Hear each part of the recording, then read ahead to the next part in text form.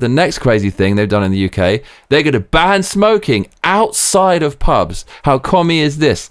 So Douglas Carswell says, in Britain, you can be detained for smoking outdoors, but not for entering the country illegally.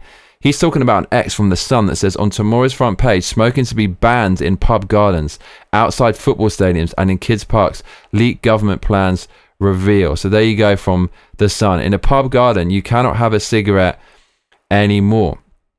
And if you want to know how hypocritical this policy is, look no further than Peter Loy's X. He says, Keir Starmer says, we must ban smoking in pub gardens to reduce the NHS burden.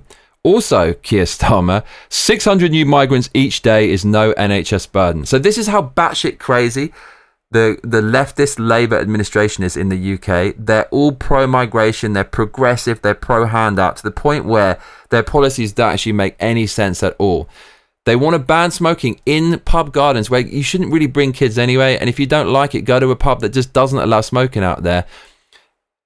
They want to ban cigarettes in pub gardens because they think that's going to overburden the communist healthcare system that you can use for free with really high taxes in the UK. When at the same time, they'll let millions of illegal migrants come who will use that very same healthcare system from countries with low health standards. So they're going to take up all the spaces and slots in the hospitals. It is completely batshit crazy. And as I said, Keir Starmer has not mentioned immigration or illegal migration at all since he came into office. UK it's just fucked. It's just fucked. So like the way I look at the UK now is it's like this kind of dystopia like Blade Runner. I'm going to go back there at Christmas. It's going to be fun. Like try not to get shot, try not to get stabbed, like take loads of drugs and just go around in this weird like hallucinogenic haze and enjoy the ride, man, and get out of it and look back on it like a fond surreal movie by David Lynch or Ridley Scott or something. That's how I'm going to look at the UK. You accept that it's fucked, accept that it's a dystopia. The apocalypse has come. There's literally no turning back. You can't reverse like what they've injected into the UK and just treat it like a kind of fun action sci-fi movie and just try to find the best in it. Try to find the resistance, the little pockets of light, and maybe meet a few babes in the mix somewhere as well. That's how I'm going to treat the UK from now on. So Gad Sad had a great X about this. He said, Dear Keir Starmer, I saw a British man eating way too much cheese. This can cause weight gain and hence place a heavy burden on the NHS. Is there a way that I can report him so that you might arrest him and force him on a diet? We need the government to regulate how much cheese the great unwashed are allowed to consume. Please organise a food and cheese council across all Commonwealth countries. My PM, Justin Trudeau, has agreed to place me as its director. So yeah, what about all the people eating junk food? Are you going to like try to ban junk food or something? If people want to smoke, they are adults. Why do you need some weird king in a faraway castle telling you what you can and cannot do, who's lame as fuck and you wouldn't want to talk to for more than 5 minutes at a rave? We really have a ruling class now in the United Kingdom, and the Labour are supposed to be the party of the working class. They despise them. The working class love to have a fucking fag, bruv. Yeah, we call them fags in the UK. And now the government is trying to shit on the working class when they're supposed to support the working man. This is absolute BS. Nigel Farage, essentially the opposition to everything Labour, he was spotted the next day this news broke with a fag outside a pub. Kind of a mad video. So Christopher Hope brought this to our attention on this X where he says, Reform UK leader Nigel Farage MP on a mooted ban on smoking in pub gardens. This is what I do every day and the Prime Minister wants to criminalise me. I didn't know he smoked. Is that a protest fag? Well, it's not a protest. I mean, this is what I do every day. And the Prime Minister wants to criminalise me. This is who I want to run the country, man. Let's fucking roll. And the danger of it is that they did this in Australia. They made smoking almost impossible. They tax cigarettes to the extent where they're now £35 a packet. So the criminal gangs now don't bother with cocaine. Forget that. Cocaine's boring. Cigarettes are very exciting. And so they run the whole tobacco industry. Shops everywhere sell cigarettes under the counter. Hairdressers sell them.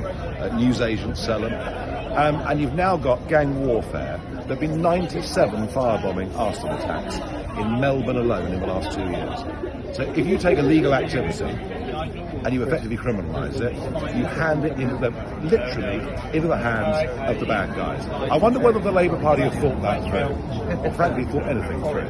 I bet they haven't. I probably can't find it now, but there was a part in John Stuart Mill's On Liberty where he talks about like what will happen if you ban shit. And just off the top of my head, he says you can't really stop it. Yeah, okay, so John Stuart Mill, the leading mind on liberty of all time, says it's true that prohibition is never effectual, and that whatever amount of tyrannical power is given to the police, gambling houses, and in this case like smoking in a pub garden, can always be maintained under other pretenses, but they may be compelled to conduct their operations with a certain degree of secrecy and mystery, so that nobody knows anything about them but those who seek them. And more than this, society ought not to aim at. So we're going to create this weird like underground subculture of smoking. Bruv, they can't fucking stop this, man. So like, I went to this woke club called A Fold, which is amazing. Like, the thing is, everywhere these commies congregate, they turn it into some like graffiti-ridden, like squalid shithole. But on the threshold, just before it turns into that, it does make for quite a good party and a rave. And I went to this club, and like, cocaine is illegal in England, ecstasy is illegal, MDMA, like Molly, all that kind of stuff. Man, it was a drug dungeon. On New Year's Eve especially, I went to a gay night, and it was just like, it was the drug dungeon of drug dungeons. And they don't allow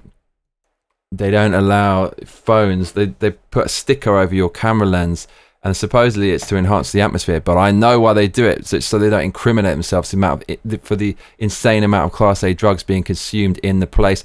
There's all these little messages saying, if you see someone having a problem, make sure you talk to them and talk to the staff. So there's like drug dungeons fully operating in London with 24-hour licenses. You think they're going to stop smoking? I don't think so, bruv.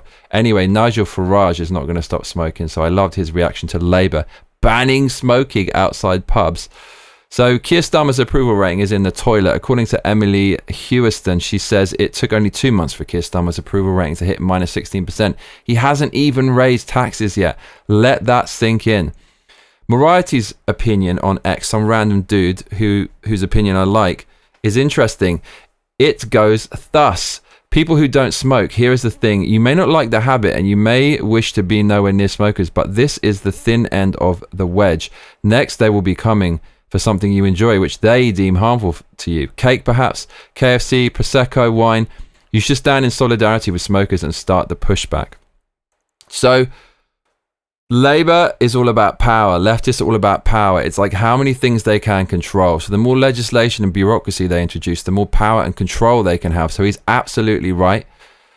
And this is one of the things I love about Japan, is there are still places where you can smoke. And I remember when I first came here, I was smoking like anywhere I wanted. And people now will light up while I'm eating next to me. And I like it when they light up next to me, because that is the smell of freedom. You can do whatever the fuck you like. If you don't like it, you can go to a place where they don't have smoking. Having that freedom of choice is the greatest thing in life, as opposed to having stuff banned for you, which is the worst thing in life. And I could really feel that freedom in Japan. Even when I gave up smoking, the fact you can still kind of smoke anywhere feels like freedom and feels like liberty. And it's no coincidence that America rewrote Japan's constitution after World War II to make it much like their own. Their constitution is known as Kenpo in Japanese. Ironically, now Japan seems to be freer than the person who wrote their own constitution, which is a sign of how far America has fallen. It could fall even further if Camel Toe Harris gets into power this November. As you've seen, she might follow what apparently, according to Benz, her administration funded in Brazil, which is the kneecapping and taking down of their political rivals. They already did it with Parler. You don't think they're going to try to do it to X? Vote accordingly in November, my friends.